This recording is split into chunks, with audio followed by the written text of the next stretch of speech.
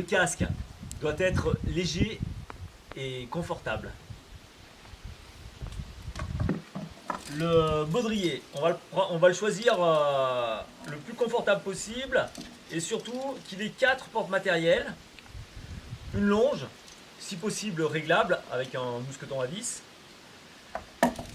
Derrière à droite, donc sur un porte matériel de derrière sur le baudrier, j'ai mis mon réverso avec 2 mousquetons, un tout petit mousqueton qui va me permettre de porter les chaussures au baudrier, parce que comme j'ai un petit sac, je ne pourrais pas les mettre dans le sac.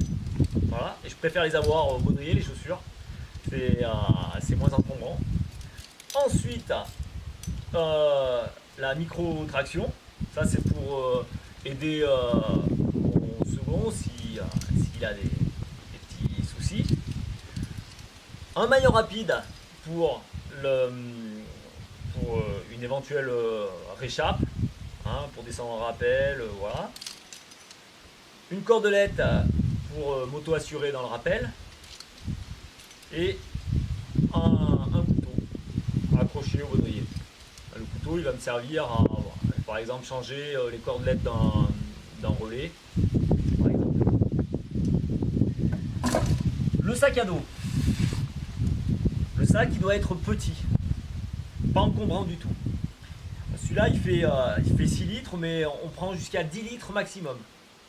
Au-delà, c'est trop encombrant et on est gêné pour grimper. Donc, dans mon sac à dos, j'ai une boisson nutritionnelle, ça c'est mon casse-croûte. J'ai le topo du site d'escalade. C'est bien d'avoir le topo plutôt que d'avoir que la feuille. Parce que souvent, quand on ne connaît pas le secteur, si on a le topo que de la voie, on va chercher, on va avoir du mal à se repérer. Donc, j'hésite pas à prendre tout le topo. Des mouchoirs. Une lampe frontale. C'est bien pratique. Une cagoule. Facile à mettre sous le casque, voilà, quand on a froid, on protège les extrémités, on protège la tête et là, ça va tout de suite beaucoup mieux. Une petite pharmacie avec quelques bandes, des ciseaux, un peu de désinfectant, une pince, voilà, une petite couverture de survie. Le téléphone, bien sûr éteint, mais ça peut servir en cas de problème. S'il y a du réseau, c'est toujours agréable de l'avoir dans le sac, mais c'est bien de l'avoir éteint aussi.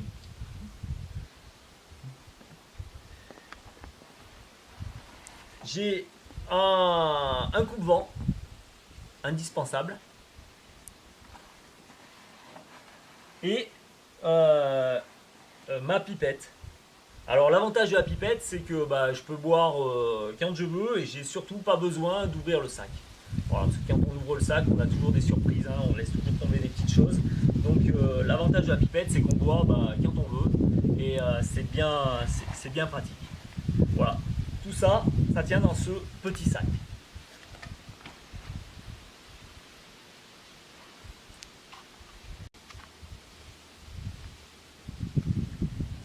Alors, en grande voie, je prends 16 dégaines, les plus grandes possibles pour éviter le tirage.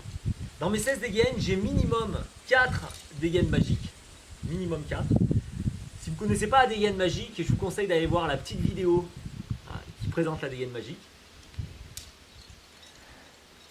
Ensuite, je prends des anneaux de 120 avec des gros mousquetons, des mousquetons à vis. 2 anneaux de 120, ça c'est pour la mise en place de mes relais. J'ai bien sûr une corde de rappel, minimum 2 x 50 mètres. Personnellement, je prends une 2 x 60, c'est bien agréable. Quelquefois, je peux m'amuser à doubler des longueurs. Et j'ai des chaussons le plus confortable possible, mais quand même pas trop. Sinon, on perd un petit peu en précision. Donc il faut des chaussons qui s'enlèvent vite, avec des scratchs c'est bien agréable. Et voilà.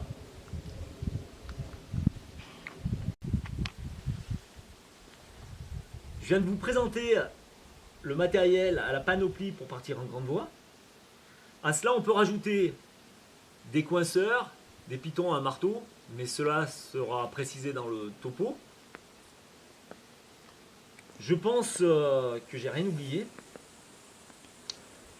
Ah, si, pourquoi pas prendre un guide.